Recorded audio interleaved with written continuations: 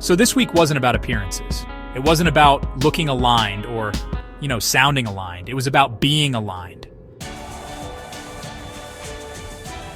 Wholeness, integrity. It's the kind of presence that doesn't need explaining because honestly, it's undeniable. You feel it in people, when their words, their tone, their posture, and their actions all carry the same frequency. It's rare, and that's exactly why it's powerful. Week 20 asked us to live that way, to stop dividing ourselves, to stop leaking energy through half-truths, broken promises, or, bending under pressure, to let our life become one whole signal. Wednesday, small lies, big leaks. Buddha said 3 things cannot be long hidden: the sun, the moon, and the truth.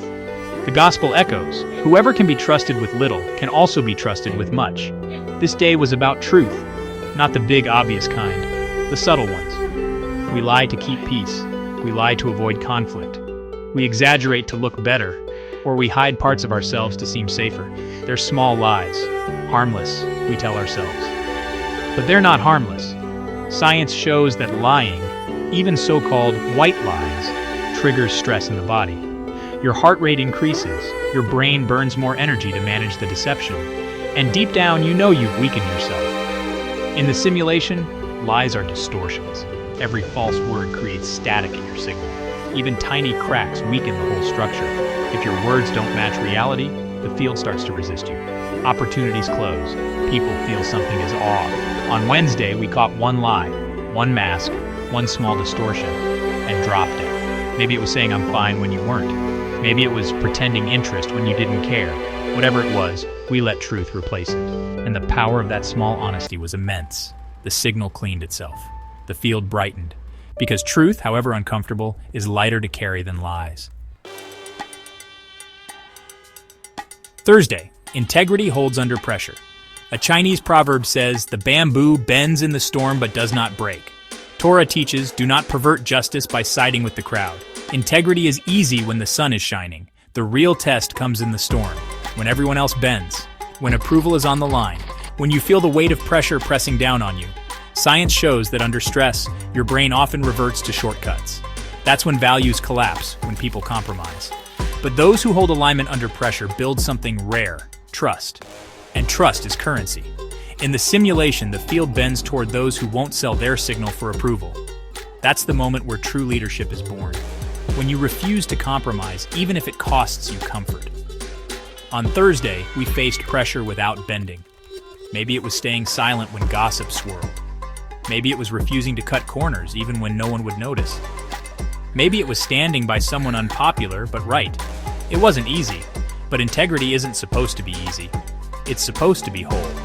And when you held it, you felt the weight, but you also felt the freedom, because bending for approval only traps you deeper. Standing in truth sets you free.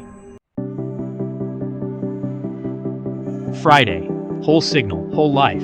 Buddhism reminds us, your mind is nirvana when free from division. The Quran says, indeed, Allah loves those who rely upon Him. This was the culmination, wholeness not as a one-time act, but as a way of life. Every time you divide yourself, think one thing, say another, do something else, you fracture your signal. You spend energy maintaining masks instead of living free. But when you unify yourself, when your life becomes one clean signal, everything changes. Science calls this coherence, heart and mind in sync. Stress lowers, clarity rises, creativity flows. You feel lighter, freer, more alive. In the simulation, a whole signal is unstoppable.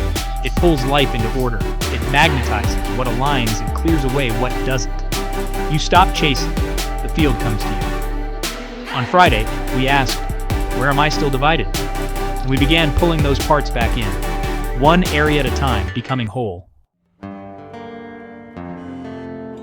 This week wasn't glamorous. It wasn't about lofty philosophy. It was about practice, wholeness in the small things, integrity in motion. You matched thought, word, and deed. You kept a private promise. You dropped a mask. You stood firm under pressure. You started stitching your divided self into wholeness. And that's the weight you carry now. Not the weight of stress or guilt. The weight of integrity, presence, authority. The field doesn't bend for performance. It bends for coherence. And this week you became more whole. This is Transcendent reality. Live the code.